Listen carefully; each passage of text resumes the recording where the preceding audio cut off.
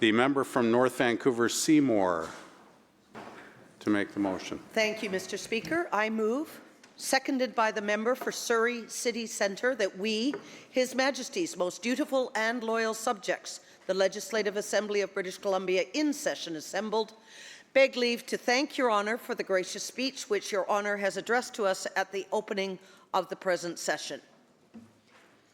I will continue with my remarks, if I may, Mr. Speaker. Please do. Thank you, Honourable Speaker, for the opportunity to speak in support of the 2025 throne speech. As I begin, I acknowledge that I am speaking on the lands of the Lekwungen people, the Songhees and Esquimalt in particular. I am always grateful for the time that I spend here and for the opportunities that I have to learn about and work towards real reconciliation that is meaningful and effective. Additionally, I acknowledge with appreciation the Tsleil-Waututh and Squamish nations on whose unceded land the riding of North Vancouver-Seymour is founded. The ongoing stewardship of the land and water that those nations do is literally rehabilitating the ecosystems of fish, of wildlife in the area, and of both aquatic and land-based flora. It has been my honour to witness the work being done thus far and to offer appreciative recognition of the impact. It is my privilege and honour to rise and speak to the throne speech opening the first session of the 43rd Parliament of the Province of British Columbia. This session started off in a good way with reflections from Elder Frank George of the Songhees Nation and Elder Mary Ann Thomas of the Esquimalt First Nations. Thank you for your welcome and your reminder to do our work with good feelings in our hearts.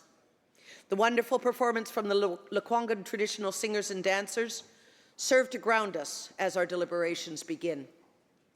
It is therefore with great pleasure that I rise to support the throne speech and acknowledge it for what it is, a roadmap to guide us through these uncertain times and a reflection of how we have committed to working with and for the people of British Columbia and will continue to do so in the coming year. I would first, however, like to thank my friends and family for enduring support and encouragement. I am deeply grateful for the stalwart support from my husband, Rick, my daughters, Lindsay and Nicole, my son-in-law, Troy, our friends, Rebecca and Thomas, as well as many other family members and friends. I also wish to express gratitude to the people of North Vancouver-Seymour, who have for the past 4 years, and now for another 4, entrusted me with the role of representing them and advocating on their behalf as their MLA. This role is significantly enhanced by the work of my constituency office staff, who maintain exemplary service and support daily for the public of our community. They ensure that people as well have access to speak to me directly about their issues and concerns, as well as keeping me abreast of and participating in meaningful events. It truly takes a team of diverse talent to work for a community, a ministry, and a province. I also wish to thank the constituents who reach out with questions, concerns, complaints, solutions, and gratitude. This open flow of communication is essential to democratic governance and bonds us together in real time. We see our constituency office as a community office, also serving as a venue for art displays, showcasing local artists, a meeting spot for guiding units as they explored politics and leadership, and a place of celebration and connection for our monthly book club. The backbone of that office are my staff, Stephen Tweedale, Michael Charwa, Graham Assos, and our new youth outreach coordinator, Lena McLaughlin. They are all dedicated to the well-being of the people who email, telephone, or visit, as well as those we meet as we do outreach and attend a variety of events in the community. As always and again, I thank the steadfast volunteers that enable myself and my office staff to reach out in a diverse variety of ways to our constituents. These folks provide me with continued stamina to do the work to which I am fully engaged. My gratitude also goes out to the members of the Tsleil-Waututh Nation, who are ever patient in the work that we do together. Chief Jen Thomas and her husband Calvin embody the very concept of service to their community in every way. And I extend my gratitude to the Squamish Nation for bringing me on as part of their group as my boundaries changed this year and included a Squamish Nation village. I sincerely applaud the work done for the people in the province of British Columbia by the outgoing Lieutenant Governor, Janet Austin, and thank her for her 7 years of dedicated service. Her strong voice and advocacy for those who may not have the same capacity, opportunity, or ability to make effective change for themselves will always be a reminder that that is why we serve. I offer a sincere welcome to our 31st Lieutenant Governor, Her Honour Wendy Cochia, and her husband, His Honour Sergio Cochia. As expressed in her January 30th swearing-in speech, the new Lieutenant Governor's dedication to the power of compassion, call to service, and perseverance to create a better world are core values that we can all get behind, and the legislature will be better for. Welcome to Her Honour. In 2023, I was provided with the new opportunity of the role of Parliamentary Secretary for Accessibility. It was a pleasure to work within the Ministry of Social Development and Poverty Reduction and the Accessibility Directorate on getting the accessibility legislation established in BC. Much of that work has already seen positive impacts in education, housing, citizen services, BC parks, tourism, and post-secondary schools. Healthcare, education, accommodation, transportation, recreation, vocation, vacation, and so many other things should be inclusive for all. These are goals that we want for everyone in BC, and I will continue to work towards their achievement. During that time, I also got to be part of the progression of steps that brought the amazing Invictus Games to Vancouver-Whistler. From the announcement that the 4 nations would be hosting Lillooet, Squamish, Tsleil-Waututh, and Musqueam, through the funding announcements from federal and provincial governments and the partnerships with business sponsors, through to the opening ceremonies, and then the games themselves, and the athletes who brought their all, supported by families and friends from 23 nations. Wounded and ill service members and former service members participated in such sports as wheelchair rugby and basketball, seated volleyball, fixed position rowing, swimming, and a variety of winter sports for the first time at the Whistler Olympic site. The 4 host nations were fully involved, from designing the emblem and the medals, holding a blanketing ceremony for all 550 participants, through providing athletes house or home within the Vancouver Convention Centre and at Whistler. I spoke to a young woman who had medalled in the skeleton event. She was from England and had practiced by lying on a yoga mat on the floor. I asked her if she'd done a trial run, and she shrugged and said, "No, I just went for it." Wow. The Invictus Games have a component of competition, but of greater significance is the camaraderie and the shared journey of healing through sport that each person has experienced. I know that the Games will continue to provide that support for service people to rehabilitate and rebuild their lives. It is another way that the communities and countries can celebrate their serving men and women, their veterans, and those families and friends who support them. Since being recently appointed by Premier Eby to the role of Parliamentary Secretary for Senior Services and Long-Term Care in the Ministry of Health, I have been busy meeting with stakeholders and organizations to hear their concerns and identified needs for seniors. I'm excited to execute my mandate to engage with service providers, advocates, and seniors to identify opportunities for improving seniors' lives across the province.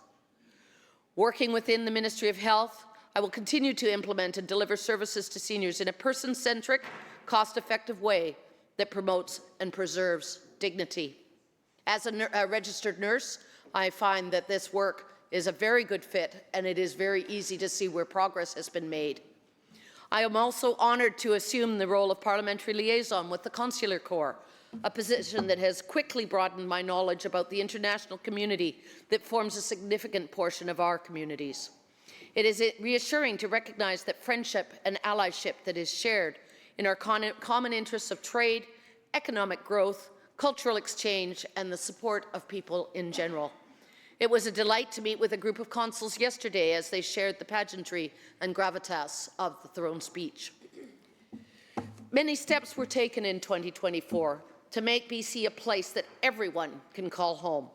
A BC where you can hold a job that provides a livable wage, afford your housing, feel safe from violence, feel assured that your access to food and water is secure, you are covered by health care in an environment that supports future generations.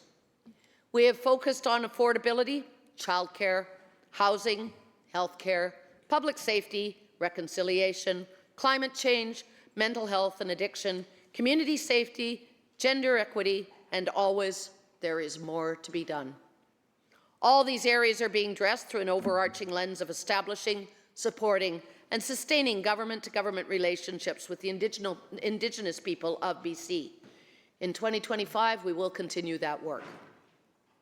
Our government strives in so many ways to hear from the people of our province, to determine needs, gaps, and oversights, as well to recognize areas that may have been addressed, however, more is needed.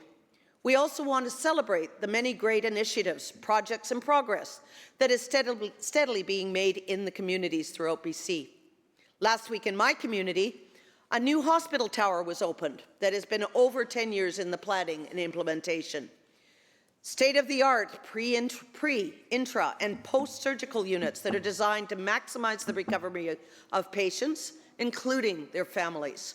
Exquisite Indigenous art is found on each floor, and there is a space for culturally appropriate activities such as smudging and cedar brushing. A rooftop garden is planted with over a dozen native species and is available to patients, families, and staff to get into fresh air and enjoy the mountain views or the cityscape. Many communities throughout BC are also seeing the starting, progressing, or completion of important infrastructure such as schools, clinics, and hospitals. In the spirit of collaboration, our government will continue to reach out to stakeholders in order to work together in making plans and decisions to ensure the right voices are at the table to address goals and impact. Ministries continue to work together to recognize and address the needs of the people of British Columbia. Thus, the throne speech provides a strong and flexible base for the government and legislatures to reference as they continue to work with representatives and constituents to strengthen and enhance the everyday lives of people living in British Columbia.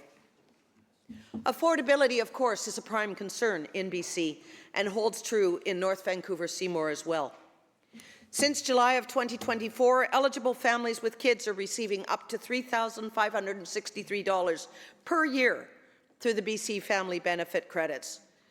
On the electricity bill, up to $100 for households and $400 for businesses have accrued over the course of the year. To further assist hardworking families in the struggle against high childcare costs and the rising cost of living, the province has thus far created 300 spaces since 2019 under the $10 a day childcare program in my riding, including spaces at Tsleil-Waututh Child Family Development Centre, Capilano University, and the Parkgate Society. We've also opened a before and after school care program at École Dorothy Linus Elementary, the first of its kind in North Vancouver-Seymour. The target of 15,000 spots across BC by the end of 2024 was exceeded, and we are currently on track towards the next goal, giving families in our community and yours a break on monthly expenses. In fact, total investments into childcare in North Vancouver-Seymour total $51.5 million since 2019, reducing fees for over 130,000 childcare spaces by up to $900 a month per child. With an eye towards BC's future, significant investments have been made in the education of our children so that they all have a safe and accessible place to learn. Scheduled for completion in March of 2025 is the Centre for Childhood Studies on the Capilano University campus.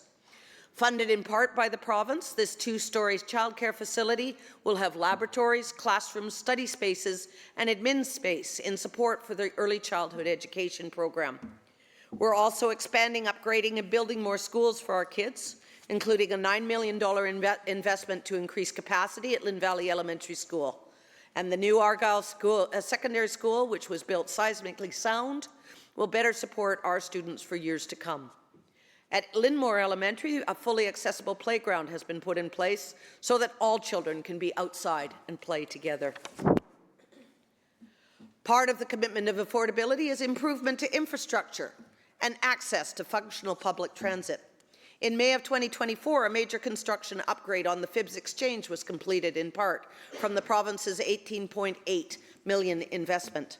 Linking directly the Ironworkers Memorial Bridge, it connects North Vancouver to East Vancouver and Burnaby, while also being a short distance to Capilano University, North Shore Studios, and a park and ride facility.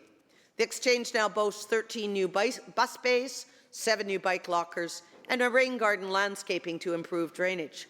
Major safety improvements were made to the bus loop, including enhanced lighting for riders, as well as drivers navigating the highly populated hub. Safety measures also included emergency call buttons for clients. Since the creation of Community Emergency Preparedness Fund in 2023, the North Shore has received over $1.6 million towards emergency preparedness, including evacuation route plans, flood hazard maps, and disaster risk planning. In 2024, the North Shore Restorative Justice received $375,000 to ensure their capacity to support their members through developing and providing training on restorative practices. And we know that the housing crisis in BC is hurting people, challenging us all and holding back our economy. We have taken this challenge and met it head on so that all members of our community have a safe and accessible place to live. We're delivering diverse housing options for the community, including more affordable rental options being built on Old Lillooet Road and the supportive housing being built on East Keith Road. We have thus far invested $29 million to support important infrastructure upgrades throughout the Growing Communities Funds to local municipalities and regional districts. In February of 2024, we announced that 180 new middle-income affordable homes are being funded at 225 East 2nd Street, supported by the BC Builds Fund. Due for completion in the summer of 2025, we're building housing for students at Capilano University, investing $41.5 million to accommodate 362 students, staff, and families at Capilano University for its first on-campus housing. This 6-story building, constructed with mass timber, will be complete with a 250-seat dining hall, a green roof, bike storage, offices, and a cafe, a First Nations reflection space, and essential laundry, study, lounge, and kitchen areas. This access to on-campus student housing simply means more time spent on learning and less time spent commuting. It means students can build community with their peers that extends to the classroom and into the dining hall, while also reducing pressure on the housing stock and traffic congestion on the North Shore. On to healthcare, near and dear to my heart. British Columbia is an extraordinary place, with dedicated doctors, nurses, and care teams who take pride in delivering quality healthcare to patients. We recognize that the need to expand health services in our province was overdue in 2017, when our BC NDP government started. That's exactly why we got to work right away to bring people better health care. As I said previously,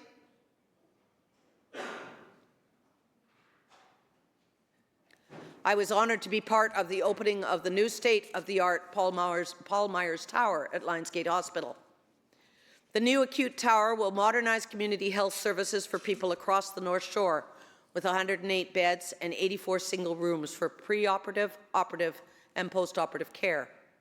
An urgent primary and care centre on West Esplanade provides service for people with non-life-threatening conditions who need same-day health care provider to keep them out of the emergency room. The Foundry Centre on the North Shore ensures that young people have access to services like crisis supports, wraparound services, enhanced transition services, and improved emergency room, hospital-based care and discharge planning. The Foundry utilizes culturally safe and trauma-informed practices and resources to reflect the diversity of the client population. The peer-assisted care teams that were initially piloted in North Vancouver by the Canadian Mental Health Association are now found in many communities across the province, providing additional mental health response options for families and individuals to access. CAR programs, in which a mental health clinician goes out with the police on calls that may involve aspects of mental health or addiction, have either been initiated or enhanced in multiple areas. Treatment beds are built and being built for detoxification, rehabilitation, and ongoing therapy, so that when a person is dealing with addiction and is willing to try and get off substances, there is a door that is open and ready to receive them.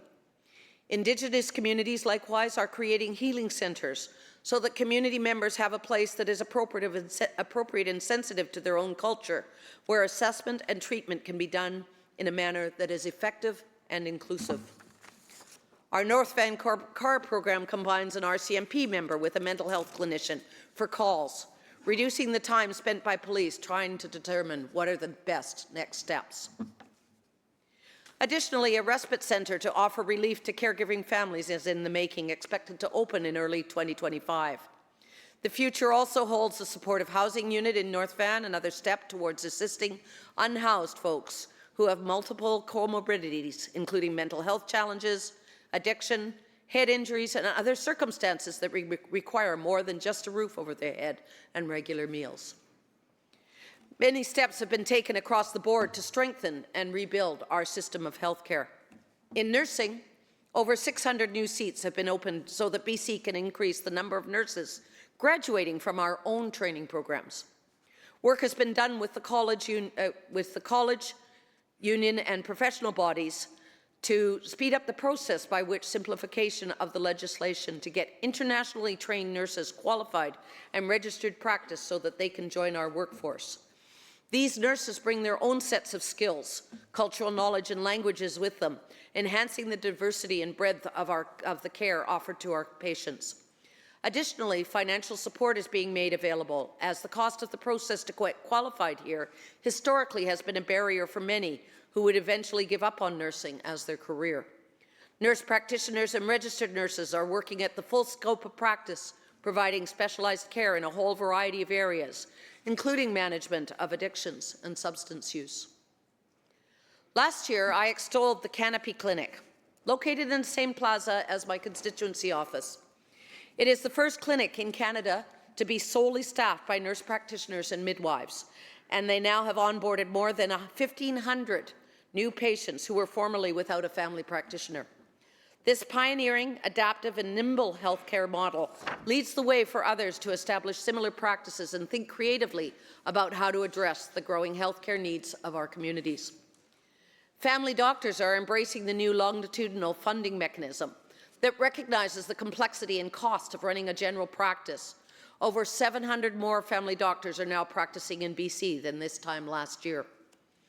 Education funding for paramedics is now available, with a greater emphasis on people training and working in their local communities, while more ambulances with greater shift coverage and regular staffing models are in place.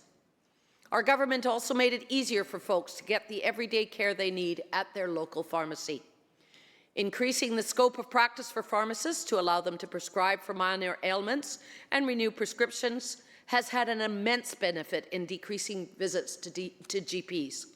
This has also freed up appointment times with family physicians and care providers to spend time with patients who have more complex needs. Also, the new availability of free contraception in offices has provided women and families with increased savings, enhanced capacity to manage more closely their bodies and their lives. Overall, new hospitals are being built, new technologies are being implemented, and legislation is being updated to reflect the current and future healthcare of our province. It will continue to improve with work, collaboration, and willingness on the part of all of us. As the new Parliamentary Secretary for Seniors and Long-Term Care, there are many aspects of seniors' care that I can also highlight. My portfolio includes advocating for seniors and making sure that they get the healthcare services they need when they need them. The demand for primary care, home health, long-term care, and assisted living is growing, along with our seniors' population. So is the focus on healthy aging, recognizing the importance of exercise, healthy eating, and maintaining social connections to live our best lives as we age. That's why this government is adding more nurses, social workers, physical therapists, occupational therapists, and home support workers to better support seniors.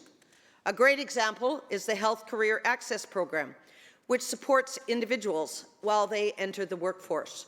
Through funding for training and wages, healthcare workers are prepared to work in community, long-term and acute care as part of the multidisciplinary team.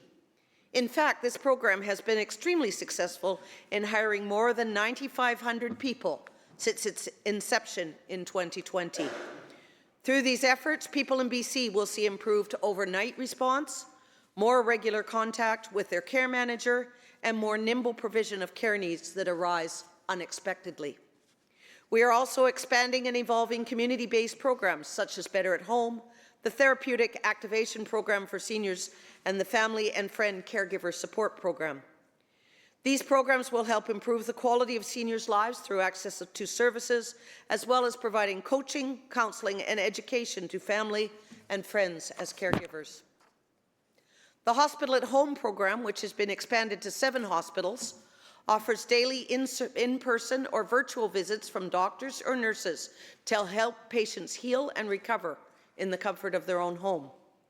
We also have our long-term care at home pilot program to provide virtual support from a long-term care facility to check vitals and monitor for falls, activity levels, and medication adherence in a person's own home. We are helping people in BC to age with dignity, closer to home and nearer their loved ones, whether it's at home receiving community supports, or in assisted living, or in long-term care. We are listening, adapting, and constantly evaluating how to provide support for our loved ones, our neighbours, and our community members who are seniors. Our goal continues to be to support seniors to live at home where they're most comfortable as long as possible, without compromising their safety and care needs, and to ensure they have access to long-term care homes when they need them, homes that continue to provide safe and effective care, support family and friend involvement, and maintain community connections for the residents. That is why we are building 11 long-term care centres throughout the province, including in Campbell River, Kelowna, Penticton, and Richmond. Our government is taking strong actions to better support seniors and their families. And we're not stopping there. We will continue working with our community partners to improve and increase services, recruiting and training more people, and building more long-term care homes so that we can meet the growing need for seniors' care in our province. And as the Parliamentary Secretary for Seniors and Long-Term Care, it is my honour to work with seniors around our province to help improve services and make them available when and where they are needed. The seniors population in BC continues to grow, and it is expected that almost 22% of people in British Columbia will be 65 and older by 2035-36, en route to a ratio of about 1 in 5.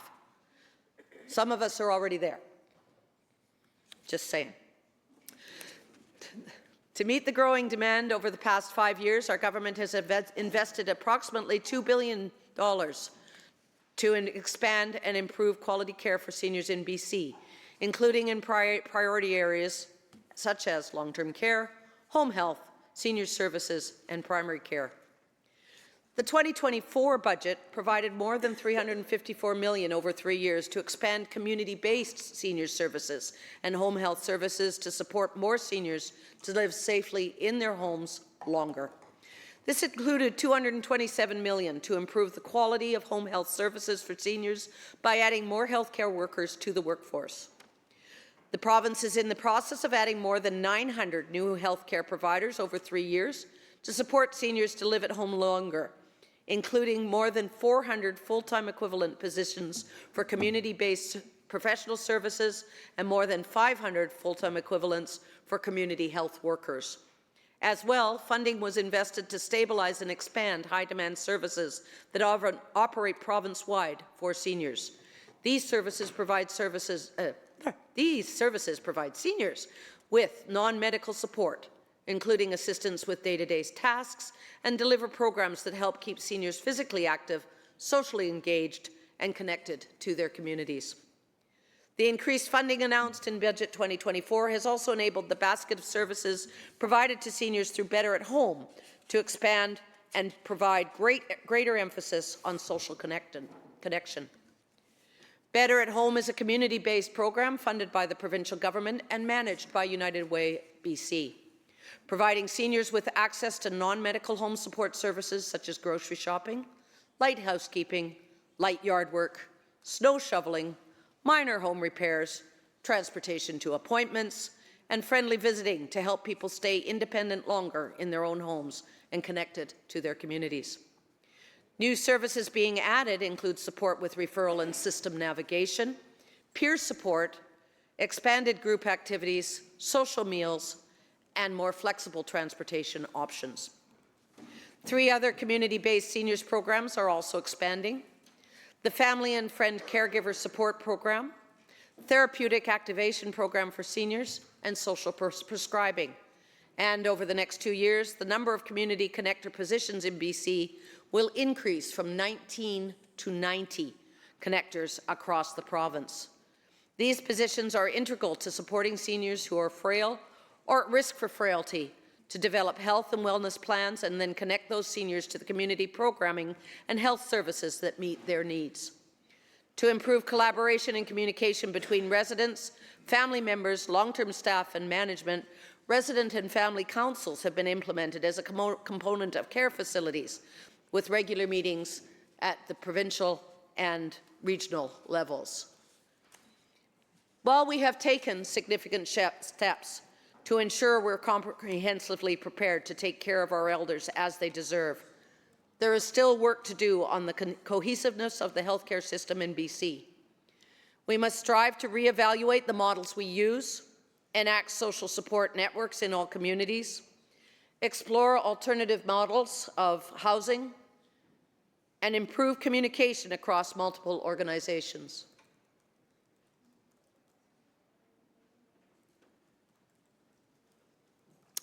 We must pivot in our decision-making and stay nimble and adaptable for creative change.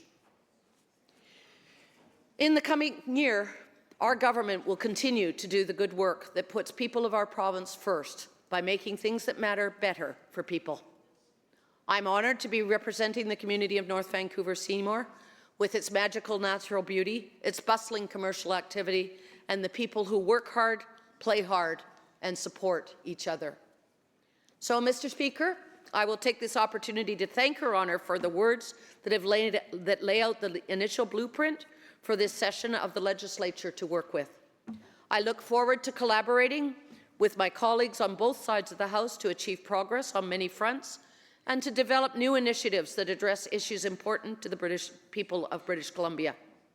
And with that, Mr. Speaker, I conclude my remarks.